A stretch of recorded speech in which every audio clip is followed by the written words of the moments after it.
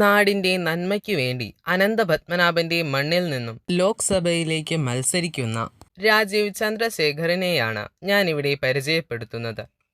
1964 May 31 ഗുജറാത്തിലെ അഹമ്മദാബാദിലായിരുന്നു ഇദ്ദേഹത്തിന്റെ ജനനം. അച്ഛൻ M.K. ചന്ദ്രശേഖറും അമ്മ ആനന്ദവല്ലിയുമാണ്. തൃശൂർ ദേശമംഗലത്തിനടുത്താണ് ഇദ്ദേഹത്തിന്റെ തറവാട്. അച്ഛൻ M.K. ചന്ദ്രശേഖർ ഒരു എയർഫോഴ്സ് കമാൻഡറും രാജേഷ് പൈലറ്റിന്റെ പരിശീലകനുമായിരുന്നു. രാജീവ് ചന്ദ്രശേഖർ ഇന്ത്യയിലെ വിവിധ സ്കൂളുകളിൽ പഠിച്ചു. മണിപ്പാൽ ഇൻസ്റ്റിറ്റ്യൂട്ട് ഓഫ് ടെക്നോളജിയിൽ നിന്ന് ഇലക്ട്രിക് എഞ്ചിനീയറിംഗ്, ചിക്കാഗോയിലെ ഇലിനോയിസ് ഇൻസ്റ്റിറ്റ്യൂട്ട് ഓഫ് ടെക്നോളജിയിൽ നിന്ന് ബിരുദാനന്തര ബിരുദവും നേടി. വിനോദ് ധാം ഇദ്ദേഹത്തെ ഇന്റൽ കമ്പനിയിൽ ചേരുവാൻ തിരഞ്ഞെടുത്തു. 1988 മുതൽ 1999 വരെ ഇന്റൽ കമ്പനിയിൽ ജോലി ചെയ്തു. ഇന്റൽ കമ്പനി രൂപകൽപ്പന ചെയ്ത i486 എന്ന പ്രൊസസ്സറിന്റെ ആർക്കിടെക്ചറൽ ടീമിന്റെ അംഗമായിരുന്നു ഇദ്ദേഹവും.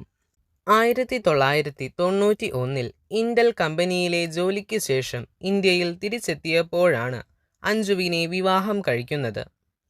വേദ് രാജീവ് ചന്ദ്രശേഖർ, ദേവിക ചന്ദ്രശേഖർ എന്നിങ്ങനെ 2 മക്കളാണ് ഇവർക്കുള്ളത്. വിവാഹശേഷം ഭാര്യാപിതാവിന്റെ കമ്പനിയായ BPLൽ ചേരുകയും 1994 BPL മൊബൈൽ സ്ഥാപിക്കുകയും ചെയ്തു. 2005 ഇദ്ദേഹം ജൂപ്പിറ്റർ ക്യാപിറ്റൽ സ്ഥാപിക്കുന്നത്. ഒരു സംരംഭകൻ എന്ന നിലയിൽ ബെൽഗാമിലെ വിശ്വേശ്വരയ്യ യൂണിവേഴ്സിറ്റി ഓഫ് ടെക്നോളജീസ് ഇദ്ദേഹത്തിന് ഓണററി ഡോക്ടറേറ്റ് നൽകി ആദരിച്ചിട്ടുണ്ട്. ജൂപ്പിറ്റർ ക്യാപിറ്റൽ ലിമിറ്റഡ് എന്ന കമ്പനിയിലൂടെ ഏഷ്യാനെറ്റ് ന്യൂസുമായി നിക്ഷേപങ്ങൾ നടത്തി ഇദ്ദേഹം മാധ്യമരംഗത്തേക്ക് കടന്നു. 2008 ഇദ്ദേഹം ഏഷ്യാനെറ്റ് ന്യൂസ് പ്രൈവറ്റ് ലിമിറ്റഡും സ്ഥാപിച്ചു. രാജീവ് ചന്ദ്രശേഖർ ധനകാര്യ പാർലമെന്ററി സ്റ്റാൻഡിംഗ് കമ്മിറ്റി അംഗം, public accounts committee PC, 2019 data protection ബില്ലിന്റെ ജോയിന്റ് കമ്മിറ്റി അംഗം, പ്രതിരോധ സ്റ്റാൻഡിംഗ് കമ്മിറ്റി, ധനകാര്യ കൺസൾട്ടേറ്റീവ് കമ്മിറ്റി, നാഷണൽ കേഡറ്റ് കോർപ്സിന്റെ ഉപകേന്ദ്രമന്ത്രി, Bangalore urban district development and coordination monitoring committee chairman എന്നീ നിലകളിലാണ് പ്രവർത്തിച്ചിട്ടുള്ളത്. GST, റിയൽ എസ്റ്റേറ്റ് ബില്ലുകൾ എന്നിവയുടെ രാജ്യസഭ സെലക്ട് കമ്മിറ്റി അംഗമായും പ്രവർത്തിച്ചു. മോദി മന്ത്രിസഭയിലെ വിവര സാങ്കേതിക മന്ത്രിയായിരുന്നു രാജീവ് ചന്ദ്രശേഖർ. 2006 മുതൽ 2018 വരെ കർണാടകയെ പ്രതിനിധീകരിച്ചുകൊണ്ടുള്ള ഒരു സ്വതന്ത്ര രാജ്യസഭാ അംഗമായിരുന്നു ഇദ്ദേഹം. 2021 മന്ത്രിസഭ പുനഃസംഘടിപ്പിച്ചപ്പോൾ ഒരു സഹമന്ത്രിയായും ഇദ്ദേഹം പ്രവർത്തിച്ചു. BJPയുടെ ദേശീയ വക്താവും കേരളത്തിലെ NDA ഘടകത്തിന്റെ വൈസ് ചെയർമാനുമായിരുന്നു ഇദ്ദേഹം. തിരുവനന്തപുരത്തെ UDF സ്ഥാനാർത്ഥിയാണ് ശശി തരൂർ. ഇദ്ദേഹം ഐക്യരാഷ്ട്രസഭയുടെ അണ്ടർ സെക്രട്ടറി ജനറൽ ആയിരുന്നു.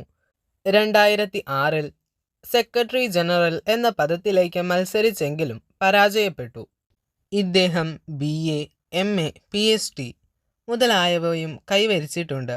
ഇദ്ദേഹത്തിന് ഇത്രയേറെ വിദ്യാഭ്യാസമുണ്ടായിട്ടും ജനങ്ങൾക്ക് ഒരു ഉപകാരവുമില്ല എന്നതാണ് സത്യം.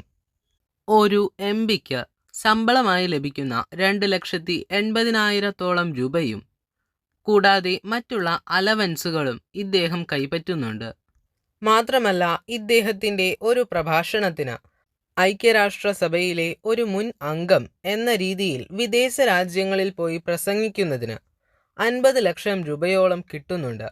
കൂടാതെ മറ്റ് യാത്രാ ആനുകൂല്യങ്ങളും ഇദ്ദേഹം കൈപ്പറ്റുന്നു. ഇത്രയേറെ ധനികനായ ഒരു വ്യക്തി തിരുവനന്തപുരത്ത് എന്തെങ്കിലും സേവന പ്രവർത്തനങ്ങൾ നടത്തിയതായി നിങ്ങൾക്കറിയുമോ? ഇദ്ദേഹത്തെ കൊണ്ട് ഏറ്റവും നന്നായി ചെയ്യുവാൻ പറ്റിയ ജോലികൾ എന്താണെന്ന് വെച്ചാൽ, കഴിച്ചാൽ പൊട്ടാത്ത ഇംഗ്ലീഷിലുള്ള ബുക്കുകൾ എഴുതുക, അതേ ഭാഷയിൽ തന്നെ പ്രസംഗിക്കുക, ഇതൊക്കെയാണ്. ഇതൊന്നും ഒരിക്കലും ഒരു സാധാരണക്കാരന് ഉപകാരപ്പെടില്ല. ശശി തരൂർ ഒരു പുസ്തകം എഴുതിയാൽ അതിൽ നിന്ന് കിട്ടുന്ന പ്രശസ്തിയും പണവും അദ്ദേഹത്തിൻ്റേതു തന്നെയാണ്. എന്നാൽ ഇതുകൊണ്ടൊന്നും തിരുവനന്തപുരത്തെ ജനങ്ങളുടെ പ്രശ്നങ്ങൾ ലോക്സഭയിൽ വാദിച്ച് അത് നേടിക്കൊടുക്കുവാനുള്ള കഴിവ് ഇദ്ദേഹത്തിന് ഇല്ല. ശശി തരൂർ വീണ്ടും വീണ്ടും തിരുവനന്തപുരത്ത് മത്സരിക്കുമ്പോൾ അദ്ദേഹത്തിനും അദ്ദേഹത്തിൻ്റെ കുടുംബത്തിനും പാർട്ടിക്കുമെല്ലാം നേട്ടങ്ങളുണ്ടായേക്കാം. എന്നാൽ സാധാരണക്കാരനായ ജനത്തിന് ഒരു നേട്ടവും ഇതുകൊണ്ടില്ല. തിരുവനന്തപുരത്ത് മത്സരിക്കുന്ന ഇടതുപക്ഷത്തിൻ്റെയും വലതുപക്ഷത്തിൻ്റെയും സ്ഥാനാർത്ഥികൾ തീർത്തും നിഷ്ക്രിയരാണ്. ഇവർ കൂടാതെ കേരളത്തിലെ മറ്റ് 19 മണ്ഡലങ്ങളിലും ഇതേപോലുള്ള നിഷ്ക്രിയരും നിർഗുണരുമായ സ്ഥാനാർത്ഥികളെ തന്നെയാണ് ഇരു മുന്നണികളും നമുക്ക് മുൻപിൽ നിർത്തിയിട്ടുള്ളത്. ശശി തരൂർ ഒരു സേവന പ്രവർത്തനം ചെയ്തതായി നമുക്കറിയുകയില്ല. ഇതുവരെ ഒരിടത്തും കണ്ടിട്ടുമില്ല, ഇദ്ദേഹം തന്നെ പറഞ്ഞിട്ടുമില്ല. ഇത്രയും നിരുപകാരിയായ ഒരു സ്ഥാനാർത്ഥിയെ വിജയിപ്പിച്ചതുകൊണ്ട് തിരുവനന്തപുരത്തെ ജനങ്ങൾക്ക് എന്താണ് ലഭിക്കുക? കേരളത്തിലെ മതങ്ങളെ വിഘടിപ്പിച്ചു നിർത്തി കേരളത്തിൻ്റെ ഖജനാവ് കട്ടുമുടിച്ച് പോക്കറ്റും വയറും വീർപ്പിക്കുക എന്നത് മാത്രമാണ് ഇവരുടെ ലക്ഷ്യം. കമ്മ്യൂണിസത്തിൻ്റെ കാര്യം പറയുകയാണെങ്കിൽ അവർ ഏതെല്ലാം രാജ്യത്ത് ഭരണത്തിലേറിയിട്ടുണ്ടോ ആ രാജ്യമെല്ലാം പരിപൂർണമായും നശിപ്പിച്ച ശേഷം മാത്രമേ ഇവർ ഭരണത്തിൽ നിന്നും ഇറങ്ങിയിട്ടുള്ളൂ. ഭരണത്തിൽ നിന്ന് ഇറങ്ങിയതല്ല, നാട്ടുകാർ തല്ലി ഇറക്കിയതാണ്. മതേതരത്വത്തിൻ്റെ മറവിൽ വർഗീയത കാണിക്കുന്ന ഇവരെ ഇനിയും നമ്മൾ തിരഞ്ഞെടുക്കണോ? മതേതരത്വത്തിൻ്റെ പിന്നിൽ രഹസ്യമായി വർഗീയത കാണിച്ച ഹിന്ദു, മുസ്ലിം, ക്രിസ്ത്യൻ എന്നീ 3 മതങ്ങളെയും എന്നും വിഘടിപ്പിച്ചും തമ്മിലടുപ്പിച്ചും സ്ഥാനമാനങ്ങൾ നേടുന്നവരാണ് ഇവർ. കെ കരുണാകരൻ്റെ കാലത്താണ് ന്യൂനപക്ഷ പ്രീണനം തുടങ്ങിയത്. ഇന്ന് ഇടതുപക്ഷവും വലതുപക്ഷവും ഈ പാത തന്നെ പിന്തുടരുന്നു. ഹിന്ദുക്കളെയും ക്രിസ്ത്യാനികളെയും കേരളത്തിൽ നിന്ന് ഇല്ലാതാക്കി ഇസ്ലാമിസ്റ്റുകളെ പ്രീതിപ്പെടുത്തുന്നതാണ് ഈ പരിപാടി. ശരിക്ക് ഇവർ തന്നെയല്ലേ കേരളത്തിലെ മതസൗഹാർദ്ദത തകർത്തത്? എത്രത്തോളം സൗഹാർദ്ദത്തോടു കൂടിയാണ് ഈ 3 മതങ്ങളും സമാധാനപരമായി കേരളത്തിൽ ജീവിച്ചു വന്നിരുന്നത്? ഈ 2 പക്ഷങ്ങൾ ഭരണത്തിലേറിയ ശേഷമാണ് കേരളത്തിലെ മതസൗഹാർദ്ദത തകർന്നിട്ടുള്ളത്.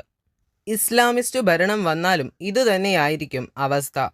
ഇങ്ങനെ പട്ടിണിയുടെയും പരിവട്ടത്തിൻ്റെയും ഒരു പടുകുഴിയിൽ വീഴാതെ നിങ്ങൾക്ക് മാറി ചിന്തിക്കണമെങ്കിൽ രാജീവ് ചന്ദ്രശേഖറിനെ പോലുള്ള ഒരു ദീർഘവീക്ഷണമുള്ള ഒരാളെ തന്നെ വിജയിപ്പിക്കണം.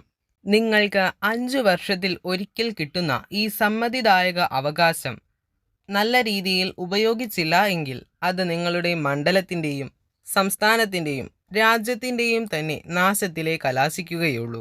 നരേന്ദ്രമോദിയുടെ വികസന സ്വപ്നങ്ങൾക്ക് പൂർണ്ണമായ പിന്തുണ നൽകുവാൻ സാധിക്കുന്ന ഒരു വ്യക്തിയാണ് രാജീവ് ചന്ദ്രശേഖർ. രാജീവ് ചന്ദ്രശേഖറിൻ്റെ വാക്കുകൾ ശ്രദ്ധിച്ചാൽ നമുക്ക് മനസ്സിലാകും അദ്ദേഹത്തിന് ഓരോ വിഷയത്തിലുമുള്ള പാണ്ഡിത്യം. ലോക്സഭയിൽ പോയി ഇങ്ങനെ വായിൽ നോക്കുന്നതിനാണ് ഇദ്ദേഹം 2,88,000 രൂപയും DA പോലുള്ള മറ്റ് ആനുകൂല്യങ്ങളും കൈപ്പറ്റുന്നത്. ഇത്രയും സ്വഭാവ ദൂഷ്യമുള്ള ഒരു മനുഷ്യനെ നമ്മൾ ലോക്സഭയിലേക്ക് അയക്കേണ്ടതുണ്ടോ? ശശി തരൂർ തിരുവനന്തപുരത്ത് 15 വർഷത്തോളം ഒരു MP ആയി ഇരുന്നിട്ട് എന്ത് വികസനം കൊണ്ടുവന്നു എന്ന് ചോദിച്ചാൽ ബസ് കാത്തിരിപ്പ് കേന്ദ്രവും ഹൈമാസ്റ്റ് ലൈറ്റുകളും മാത്രമാണ് ഇദ്ദേഹം കൊണ്ടുവന്നിട്ടുള്ളത്. തിരുവനന്തപുരത്ത് ഒരു മഴ പെയ്താൽ കാണകൾ നിറഞ്ഞൊഴുകി റോഡുകൾ മുഴുവനും വെള്ളത്തിൽ മുങ്ങുന്നത് നമുക്ക് കാണാം. ഇതിനു പോലും ഒരു പരിഹാരം കാണാനാകാത്ത ഒരു MPയെ ഇനിയും തിരഞ്ഞെടുത്തതുകൊണ്ട് എന്താണ് ഫലം?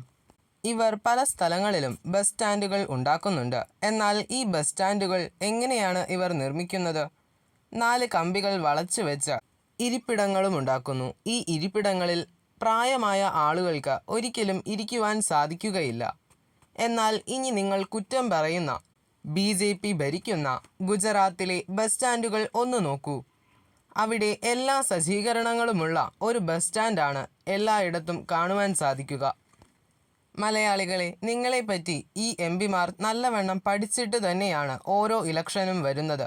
കാരണം നിങ്ങൾ മരമണ്ടന്മാരാണെന്ന് അവർക്കറിയാം. അതുകൊണ്ട് തന്നെയാണ് ഈ ബസ് സ്റ്റാൻഡിലും ഹൈമാസ്റ്റ് ലൈറ്റിലുമെല്ലാം ഇവർ വികസനം ഒളിപ്പിച്ച് വീണ്ടും വീണ്ടും സ്ഥാനമാനങ്ങൾ നേടുന്നത്. നിർഗുണരും നിഷ്ക്രിയരുമായ ഇവരെ പാർലമെൻറ്റിൽ മിണ്ടാതിരുത്തുന്നത് തന്നെയാണ് പാർട്ടിയുടെ ലക്ഷ്യം.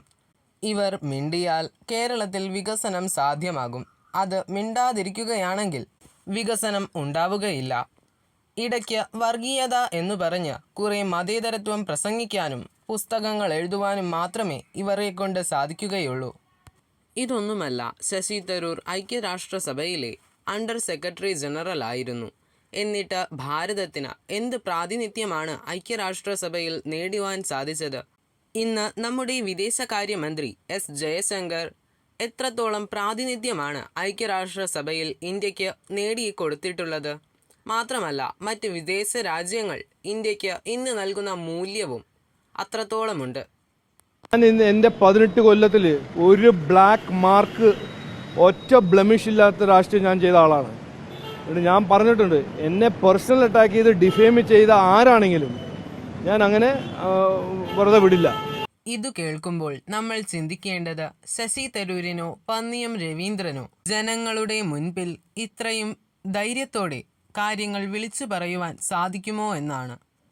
ശശി തരൂരിൻ്റെയും പന്നിയം രവീന്ദ്രൻ്റെയും വ്യക്തിപരവും രാഷ്ട്രീയപരവുമായ ജീവിതം ഒരുപാട് ബ്ലാക്ക് മാർക്കുകൾ നിറഞ്ഞതു തന്നെയാണ്. അല്ല എന്ന് പറയുവാൻ അവർക്ക് ധൈര്യമുണ്ടെങ്കിൽ അവർ പറയട്ടെ. രാജീവ് ചന്ദ്രശേഖറിൻ്റെ കാര്യം നോക്കുകയാണെങ്കിൽ അദ്ദേഹത്തിന് സ്വഭാവശുദ്ധിയുണ്ട്. അദ്ദേഹം മത്സരിക്കുന്ന പാർട്ടിക്ക് നല്ല ആശയങ്ങളും ആദർശവുമുണ്ട്. അദ്ദേഹത്തിന് നല്ല നേതൃത്വ ഗുണവുമുണ്ട്. ഇതെല്ലാം ഒത്തുചേർന്ന് കിട്ടിയ ഒരു സ്ഥാനാർത്ഥിയെ അല്ലേ നമ്മൾ വിജയിപ്പിക്കേണ്ടത്? പന്നിയം രവീന്ദ്രൻ്റെ കാര്യമാണെങ്കിൽ അദ്ദേഹം വ്യക്തിപരമായി ഒരു നല്ല മനുഷ്യനായിരിക്കാം, പക്ഷേ അദ്ദേഹം മത്സരിക്കുന്ന പാർട്ടി അത് ഒരിക്കലും നല്ലതല്ല. അതുകൊണ്ട് തന്നെ അദ്ദേഹത്തിന് ആ മണ്ഡലത്തിൽ ഒന്നും തന്നെ ചെയ്യുവാനും സാധിക്കുകയില്ല. കോൺഗ്രസിൻ്റെയും കമ്മ്യൂണിസ്റ്റ് പാർട്ടിയുടെയും കാര്യത്തിൽ ഇങ്ങനെ തന്നെയാണ്.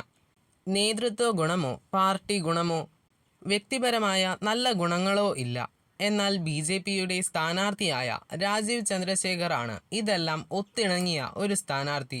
ഇവിടെ നമ്മൾ പാർട്ടിയല്ല നോക്കേണ്ടത്, സ്ഥാനാർത്ഥിയുടെ ഗുണമാണ്.